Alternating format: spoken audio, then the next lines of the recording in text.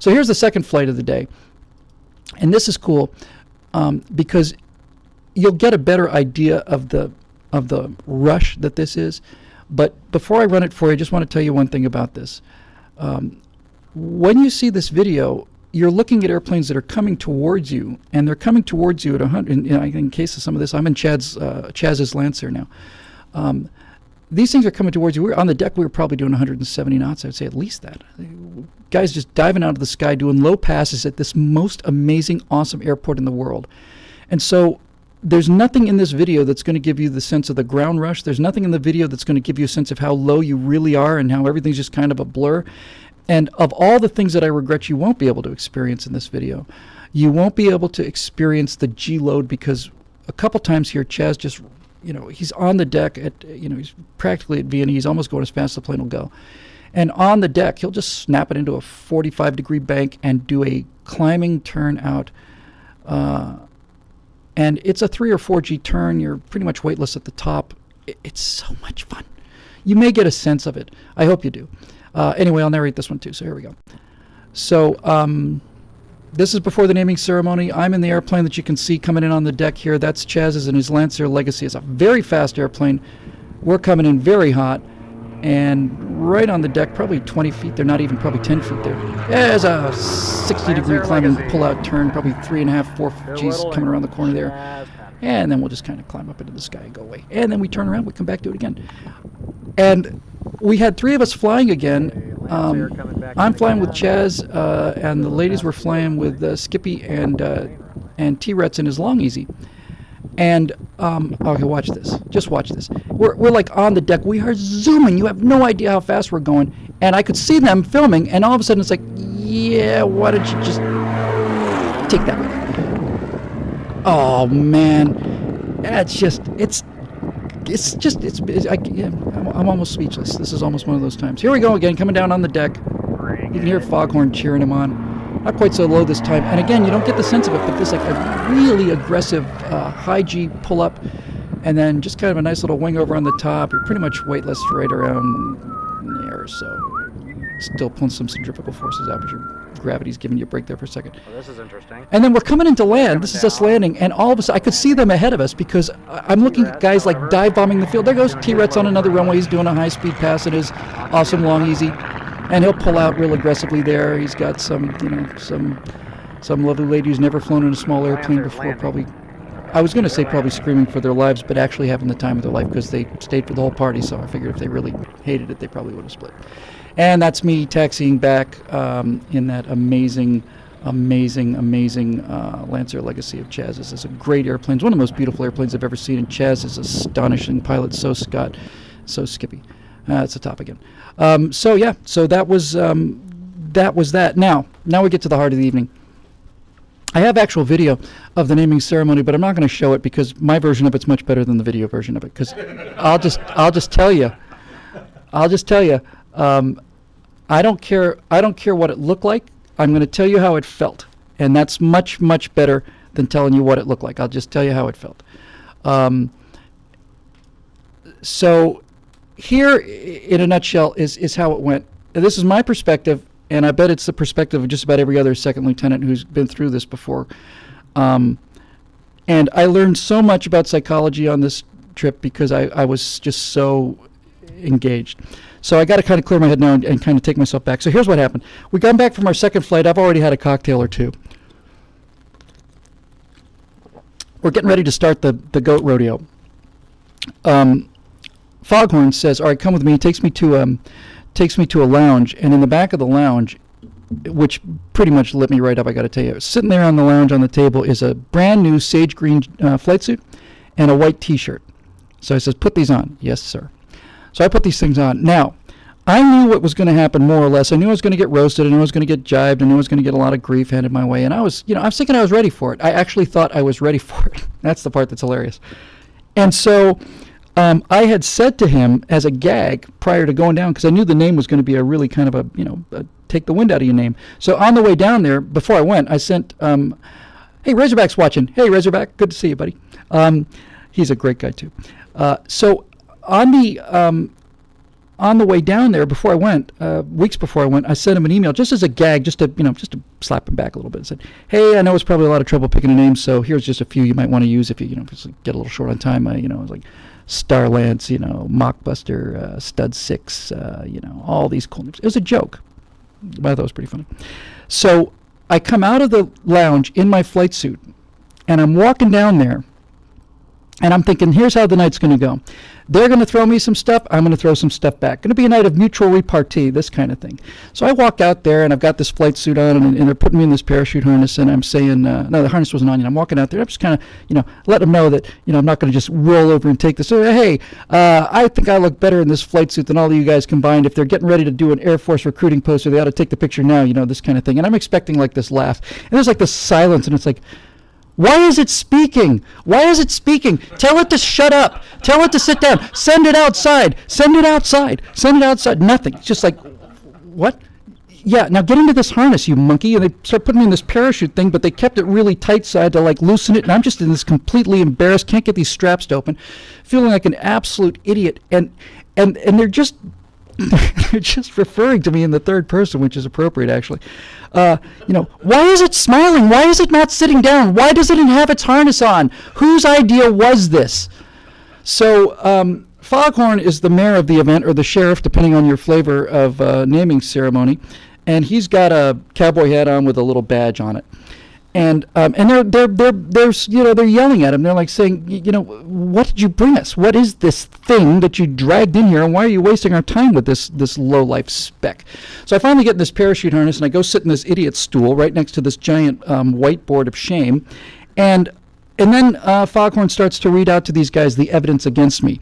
And first of the evidence against me is he's reading the email that I sent him back, and he's listing the names that I listed for myself as a joke, but ain't nobody laughing. And they're just looking like, what? What does it think it is? Why is it here? Why is it here? What is it? What is it doing? Why does it look so stupid?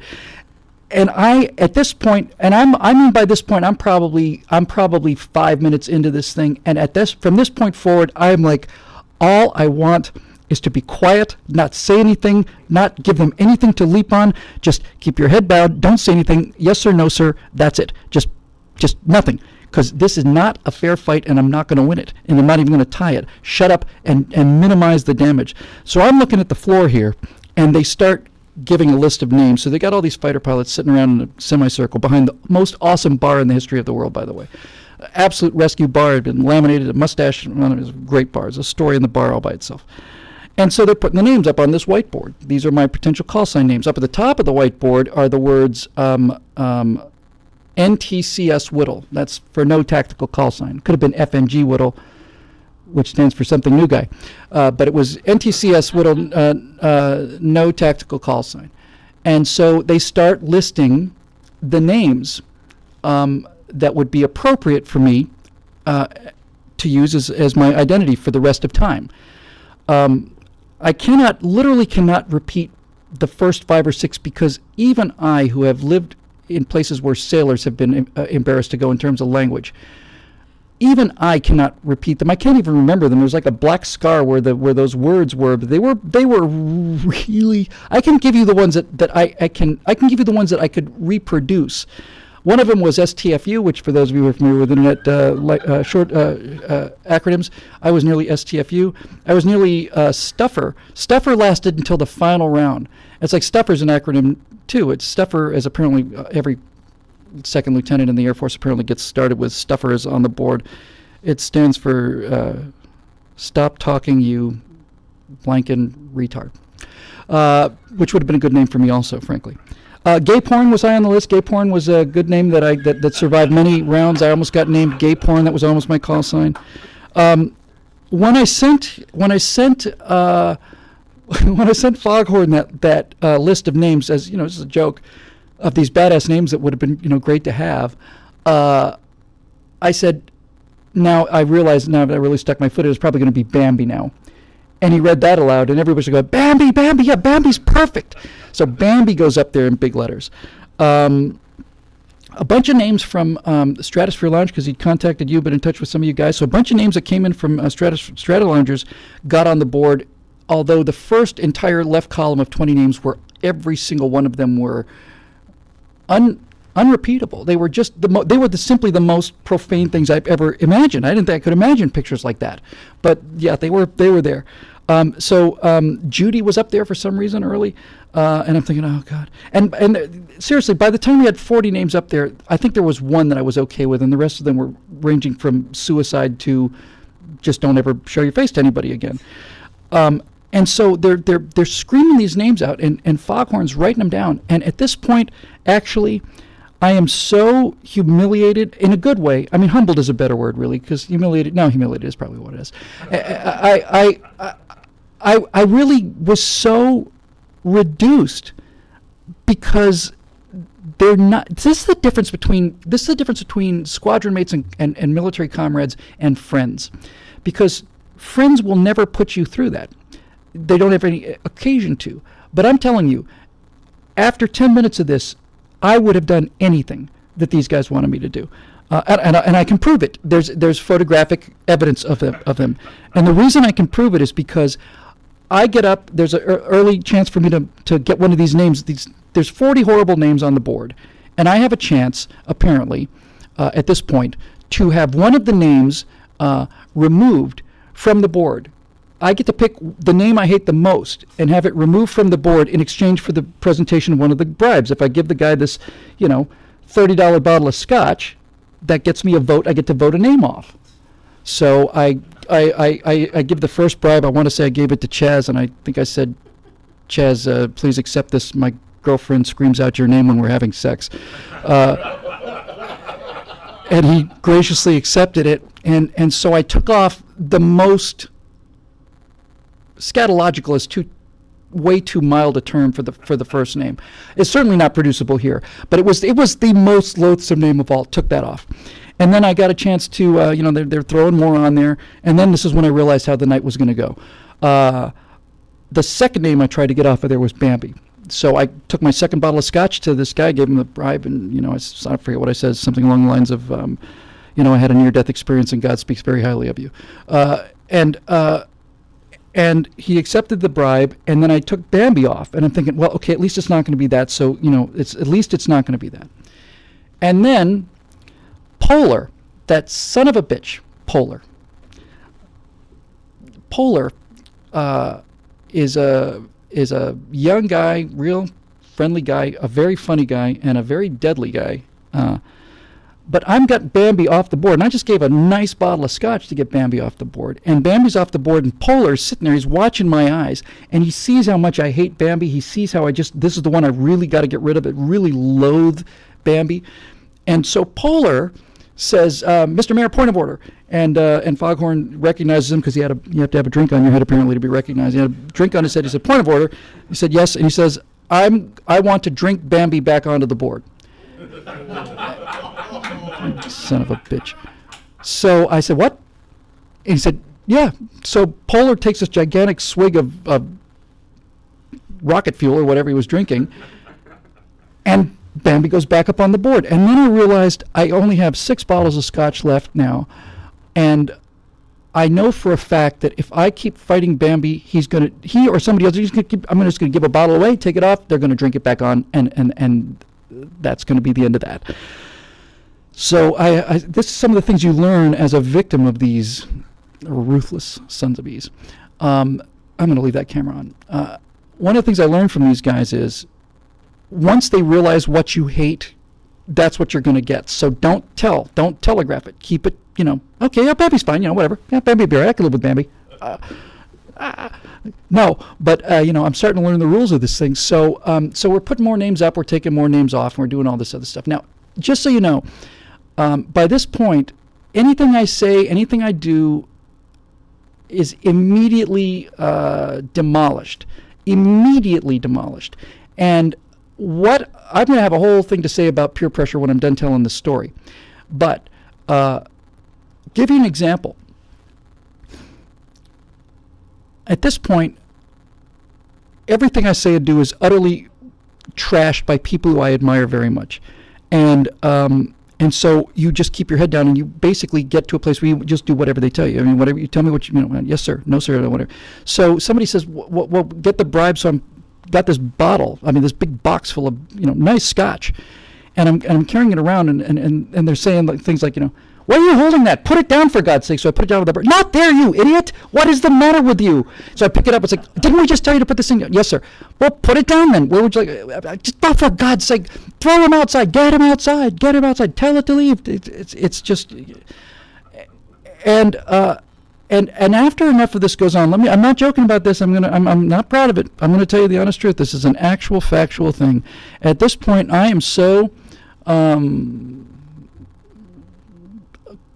compliant that they're saying, all right, why doesn't it have a beverage? Well, I had a Maker's Mark and Coke. So I went to get my Maker's Mark and Coke, and that's not a beverage, you idiot. And shoved this bottle of Maker's Mark in my hand. It was about a quarter full when I got it. And from this point on, every time they tell me to tell a drink or wherever, whatever I have to do anything, it's like I have to have a drink of a beverage, because I'm just swigging straight scotch now. And so by this point they say, all right, come up with a toast, you idiot. And so I'm trying to think, well, I don't, I'm completely lost here. It's like, whatever, anything I say is going to be bad, so I don't want to say anything. What should I drink a toast to? And I think it was Chaz, I'm pretty sure it was Chaz, screams out at the top of his lungs, he says, well, drink a toast to Hillary Clinton then, for God's sakes. Now, at this point, I'm not exaggerating, at this point, I am so far beaten up by these dudes that I take this bottle of Maker's Mark and I go, to Hillary Clinton, and before I drink it, they go, to Hillary Clinton, what's the matter with you? Jesus, we thought you were one of us. We thought you had a chance to become part of this. To Hillary Clinton? Really? Really? Sit down. So I did. I drank a toast to Hillary Clinton, and I would have drank 50 of them. I would have drank 50 toasts to Hillary Clinton. Fortunately, they had more class than I did, and they wouldn't let me finish the toast. So things are proceeding apace, and we're starting to get to the meat of the matter now. So now we got about 40 names on the board. I'll just give you a couple of the other names, because some of these were submitted by Stratosphere Lounge people. So Judy Bambi, Stick was on there. Stick like Whittle, get it? Whittle, Stick, yeah. Okay. Blade was on there. I remember looking at Blade and saying, Blade's not bad. Blade's actually pretty cool. So they're calling them off one by one, and so he said Blade, and I could hear, I think it was probably Polar again, that syphilis-infested malcontent. He said, no, Blade's too cool, man. Blade's too cool. I was like, God damn it, it is too cool. So Blade didn't make it. A couple of these are really interesting. This is gonna sound very odd. I think this was a submit from Stratosphere Lounge. But one of the names on the board that was submitted from Stratosphere Loungers was Tomorrowland. And they put it up there because they knew, it was Eyes on Fire. They put it up there because they knew how much I hate the movie. But I loved the name. I loved it. I thought Tomorrowland would have been the coolest call sign ever. It was the only one on the board who went, oh man, that'd be awesome. Tomorrowland would be great. So I don't say anything about Tomorrowland. What do you think about Tomorrowland? Oh no, not Tomorrowland. Please, not Tomorrowland. That'd be unbearable. And don't throw me in that briar patch either there. So this is weird. I don't know if Phil's watching live or watching taped. And Fritz, there's another thing from Fritz back in the days of the planetarium. A name that got on the board by sheer coincidence, was the only nickname I've ever had in my life, and I had it when I was a kid at the planetarium when I was 13. I had these big buck teeth at the time, and they called me Termite, and I hated it. And I was Termite for about 6-7 years with these guys, and Termite's on there, and I thought, I could probably no, I couldn't live with Termite. I'd jump off a bridge if it was Termite. So Termite's on the board. That's got to go. Game Show was one because of the Game Show got up there. Jazz Hands, I don't know where Jazz Hands came from. Most of these guys are such actual men, they didn't know what Jazz Hands was. I had to go back to my kind of douchey, Santa Monica graphic designer kind of world to show them what Jazz Hands actually were. And I did such a good job of showing Jazz Hands that everybody just said, this guy is not for us. He's not Air Force material. Anybody can do kind of Jazz Hands. It's like, no, we don't want to. Get it out of here. Tell it to go outside. Send it outside. Big chant. Cassie was up there for Cassandra, and Razorback, who's apparently watching. Razorback's a great guy. B-52 pilot, sweetest, nicest man in the world, and if you start messing with his country, he's going to drop 60 megatons of the bright white light of freedom right over your head. So don't dick around with Razorback, me, or the rest of the country. Razorback gets up and makes a somewhat alcohol-fueled, impassioned defense of Cassandra, how, you're a prophet and you're mocked and despised, and Cassie, beautiful, beautiful, beautiful, incredible, solid pitch, the only real genuine defense of any one of these names. And it was like a 3.5-minute oration. It was fantastic. It was really brilliant. I had tears in my eyes.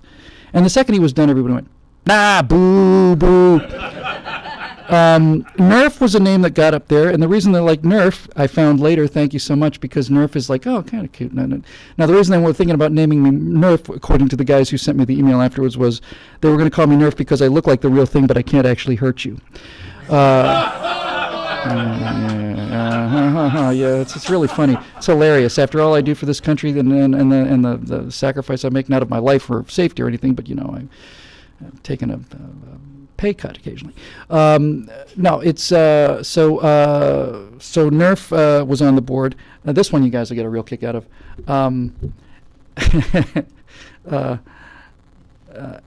It was spelled out. It took me a second to see it. It was up on the board. There was ARKAY, RK, and it's like RK. Oh, RK. Got it. Yes, great. It's Patricia's birthday today. Happy birthday, Patrice. So RK was on the board. Now, I don't know. I know this must have come from some of the fans, maybe somebody in the room or somebody who's a Stratosphere Lounge fan, but Starman was on the board. And I'm going to tell you the honest truth now. I would rather have been named Bambi. I would rather have named Stuffer. I would have rather been called Gay Porn than Starman. Starman was the kind of name that was just, I would have died if it had been Starman. Because that's the ultimate embarrassment, right? The ultimate embarrassment in a call sign is a call sign that looks like you picked for yourself. That's the worst. If it had been Maverick, it would have been worse than Starman, but only incrementally worse than Starman. Starman was like, please, please, but fortunately went over like a wet balloon. Now we get down to the point of the evening. I'll tell you what I did like, I thought was clever, was cortisol. Cortisol was on the board. That would have been a cool call sign, but it just went right over everybody's head, and I didn't want to tell them why. So we got down to like one or two or three names, and I'm going to show you a video of the final round of the naming. And of the names that survived to the very end, one of them was Urban. And on Urban, and it turns out Urban stands for Unknown Writer Buys a Name. Okay. So, as a matter of fact, that had been kind of the pre-show favorite. And it was looking like it was going to kind of end up that way. And by the way, the two lovely young ladies who were there were the applause meters. They were moving their hands, like they were giant applause meters, and they were kind of measuring the applause. So we went through this whole thing. We had 40 names on the board, and then the magic happens. We had 40 names on the board, and they start screaming. They start chanting, "Feet of strength, feet of strength, feet of strength." They want to see a feat of strength, and I'm thinking push-ups. I can do a few push-ups. I don't know. Maybe they want me to pull an airplane out with my teeth or something. I don't care. I'll do anything, whatever they say. So we're figuring out the feat of strengths. Now, as it turns out, Chaz's hangar has got, you know what a mini bike is. That's something an actual human can ride. But the micro bikes, the little scale motorcycles, they're about this big. And I'm not a terribly flexible guy, and I'm 6'1". So his son's got, Chaz's son's got a little micro scale motorcycle there. And they trot this out, and they say, ride the motorcycle, ride the motorcycle. Now, at this point, I've had at least a quarter bottle straight Maker's Mark, and I would have fallen off the floor by sitting on the floor. I couldn't sit in the stool. I couldn't sit on the floor. I couldn't sit on a box.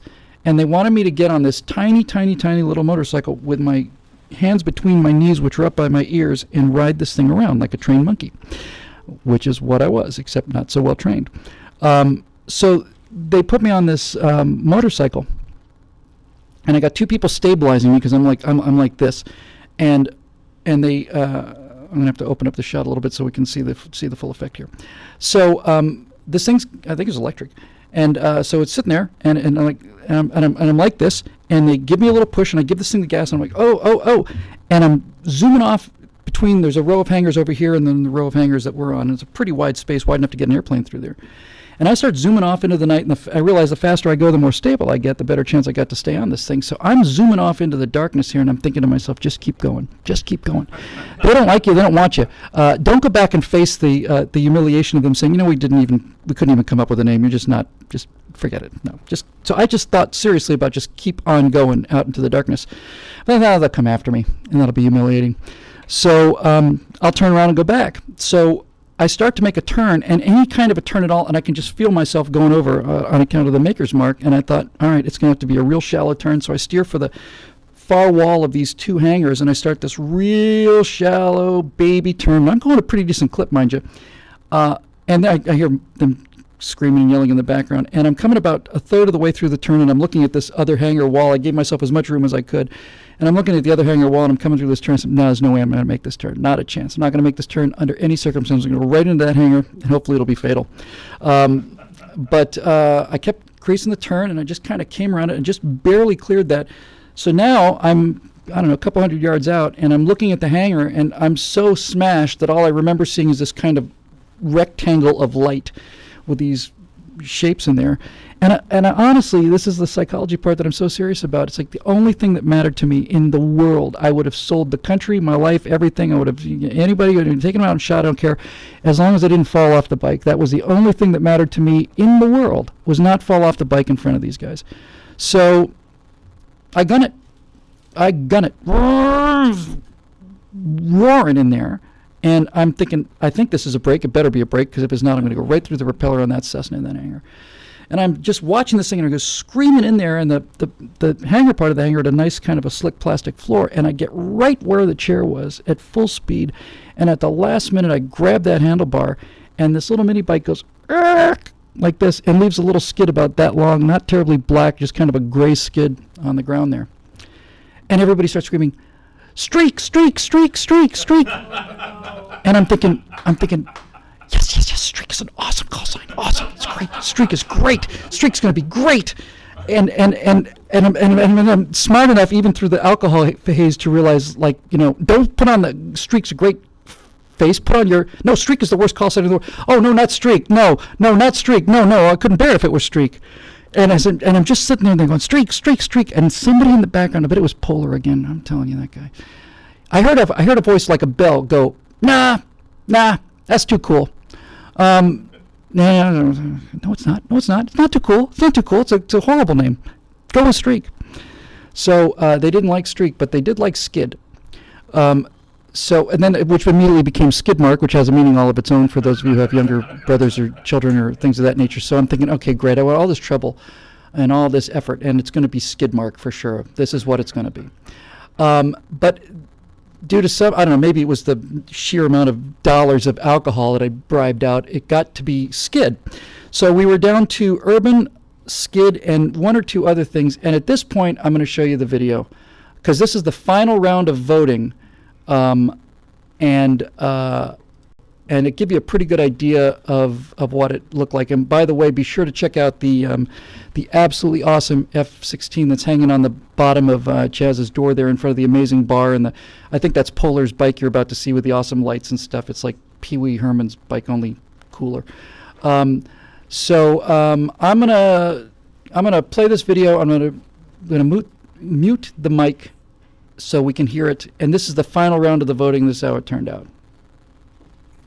One thing at a time here. Sorry, we're not that smooth here.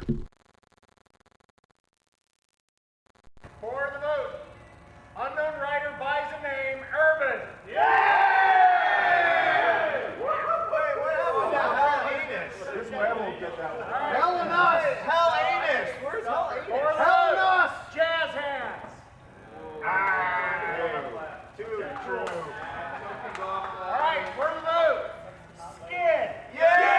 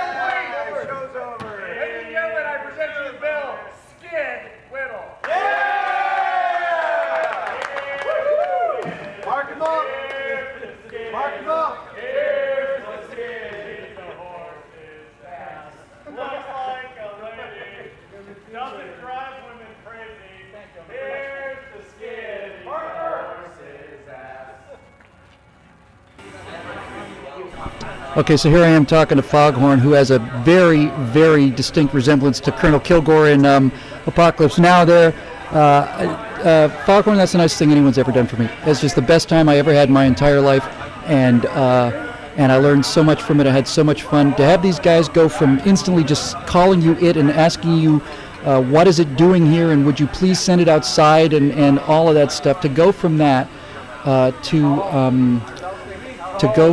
to being, accepted by guys like you. So when they were saying mark them up, I didn't show it because I wanted to keep this for a big final, like the final close.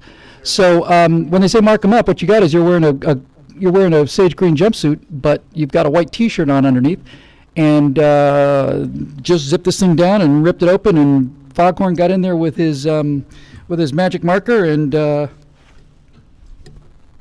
here it is, man.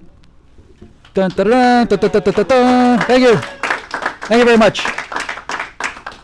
So a lot I want to say about this, that the festivities are over. There's a lot I learned about this, and I learned a lot about it the next morning when I woke up. Still got a little feedback there because that night I wasn't thinking about anything. We hung out afterwards that night. We went to a bar and had a great time, and I got some more pictures to show you. But here's the thing. I woke up the next morning and I remember thinking, man, Streak would have been really cool. It was like my first thought was Streak would have been really, really cool. And I thought, Skid is like so unglamorous. And I'm like, me, I'm Mr. Glamour Pod.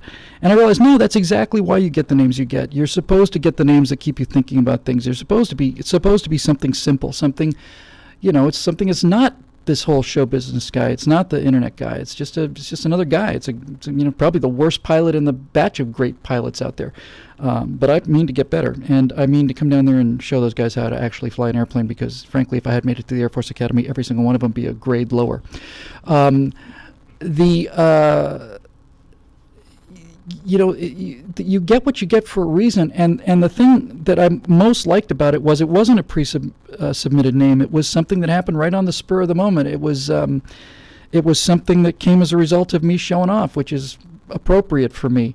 There's a lot you can learn from Skid. Skid is what happens when you go from a very high speed to a very slow speed out of control. That might be something you want to think about when you're driving next time, Bill. And also, skid is when you make a turn in an airplane. We have to go to the wide shot so I can use the airplane hands, which got a lot of use when I was down there. When an airplane's in a coordinated turn, its tail is kind of following it around the turn. It's in a state of sort of equilibrium. When an airplane's in a slip, it's sliding as it turns. It's going around the corner, but it's sliding into the turn. And if a plane's got too much energy, it skids. It skids around the outside. And one of the problems is a lot of guys get killed because when they make that final turn base to final, they're 200 feet above the ground, and they're in a left turn, let's say for the runway, and they're in a skidding turn. They're sliding to the outside of the turn, so they put in, I guess that'd be left rudder, but their ailerons become cross-controlled, and they go right into a spin, and down they go. A lot of guys have skidded into the ground on base to final, and so that's not something I'm ever going to do, because now it's going to be there right in front of me the whole time. But the thing that is really just impossible to describe is the sensation of coming through that. And that's like the deep thought. If I'm going to earn my pay here, that's the deep thought that came out of this thing. First of all, the thought that we don't have rites of passage anymore. Most young men, anyway, throughout every culture in history, have had a chance to do something to graduate. I don't know if anybody here is Jewish, but when you get a bar mitzvah, you become part of the group. You're grown up. You're a man. I never had that happen to me. I never ever had that experience ever. And I'll tell you something. When it was over, this actually did get right through the alcoholic haze. It really surprised me. When it was over, and everybody came up and started drinking toast and congratulating me and telling me I didn't embarrass myself too badly and it could have been a lot worse and all that other stuff. These guys were coming up and shaking my hand, and I used a word I'd never used before, ever. I never used this word in common language. I've never used it. I always thought it sounded phony to me. But I said, hey, thanks, brother. I kept calling everybody brother. Hey, thanks, brother. It was great, brother. Thanks, brother. Thanks for coming out. And it was completely unintentional. It was not thought about at the time. I was just using the word for people I'd met an hour and a half earlier, 2-3 hours earlier at the top end. But they went to a lot of trouble for me, and that's how it felt. And I've heard guys who are in, Hell's Angels use that term, and it's a real term. It really means something. And I had such a spectacular time that it's given me a lot of thoughts about, a lot of important things, and some of these will probably bear fruit somewhere down there. But let me just say this about peer pressure and psychology. I had always considered myself to be extremely resistant to peer pressure. For example, when I was in high school, I got invited to parties never when I was getting ready for the Air Force, because Air Force dweebs are undateable. I think it's pretty clear by the quality of the people I met. They're undateable. Their favorite joke in the world is what do fighter pilots use for birth control? Their personalities. But when I started making movies and I started getting invited to parties in my senior year in high school, everybody was smoking, pot, and it was like the big thing. It was 1977, and they were, really. I didn't have anything particularly against pot. It wasn't like I had a problem with it, but everybody kept saying, "Oh no, you gotta take a hit." And it's like, it was the fact that everybody wanted me to do it that made me dig my heels in, and I've always been that way.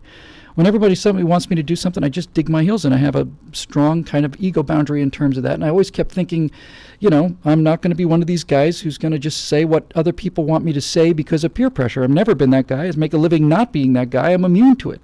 I'm not immune to it at all. What I came to realize was I can resist peer pressure from people I don't care about, but when it's somebody I do care about or somebody I admire, I'll do anything for these guys. I'd drink a toast to Hillary Clinton, and I would do it again. And it made me realize, that old line that your mom has, well, if these guys all jumped off a bridge, would you jump off a bridge too? Now I can say with complete confidence, yes, I absolutely would. Absolutely. If every one of those guys in that hangar that night, and I'll show you a picture in a second. You know what? I'll show you a picture right now. Here we go. That's the crowd. And I'll just name them from left to right. Kip is navigator, bombardier, I guess, on B-52s. You know what? I'm going to skip that. I'm not going to say that anymore. I don't want to. Just the slightest chance that could be somewhat compromising. I apologize, Kip, if I did. But there's Skippy, who has the pits. Sobe is back there, a great guy. Patty is married to Chaz. Other than that, she sounds like a perfectly normal, fine person. She drove me home back to the hotel at the end of the night, and I got there in one piece, so thank you so much for that, Patty. You can see the lovely Stephanie there, who is new to the scene, never knew any of these guys, never been in an airline before. She's kind of buried in the middle there. In the background with his arms up is T-Retz, who owns a Long Easy, and I'm going down there, and T-Retz and I are going to spend a day, just the two of us. We're going to do a Long Easy show that's going to get some attention, and then we're going to crack it out to these other people flying these conventionally configured airplanes. Scott in the foreground making the fist is the guy I flew with in his incredible RV-7, and Scott is an incredible pilot. Just quiet, incredible pilot. He says he does it 2-3 times a day if he can. He just comes out for breakfast, lunch, dinner. I'm going down there to spend a week with these guys. Razorback is a terrific guy. I think he's watching now, and he's a great guy, made a real passionate defense about things, great things to say. Chronic in the background, you can just barely see. I think actually the greatest single honor ever was I went to CENTCOM the next day, where so many of these guys work, and Foghorn sent me a picture. Chronic had put Skid on the board for CENTCOM, and there was some talk about where this guy is and why he's AWOL, because I was listed for a duty some kind of a duty assignment there, and said Skid on the board, and that meant the world to me. There I am holding the motorcycle of doom, by the way. The giant thing was actually pretty heavy the whole time. Razorback had a few, and I'd had a few. Razorback was saying, "No, not over your head. You don't want to hurt your brain." It's like, my brain, come on, guys. This is the least of my problems now. There's a happy guy. The only guy wearing a flight suit's the only guy who's not in the Air Force, actually, with the exception of Scott.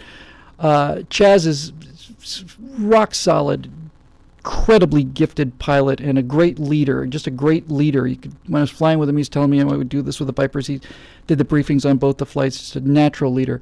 Foghorn, you have no idea what you've done for me there, buddy. He's known as Viper 6 here in the Strata Lounge, but you just gave me the best day of my life, honestly.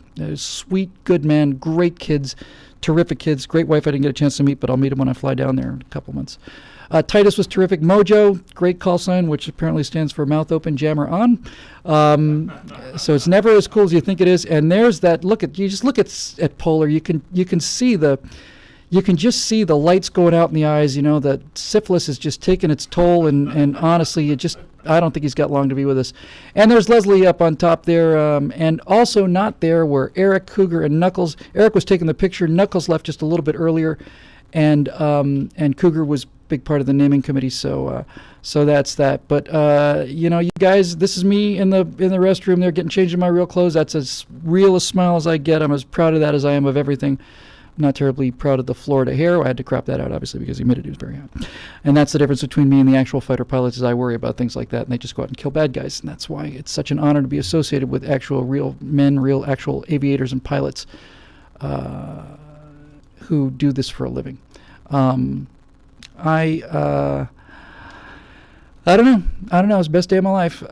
Story's going to get better every time I tell it, that's for sure. And it's a good story to start with. So anyway, that was just the best thing. And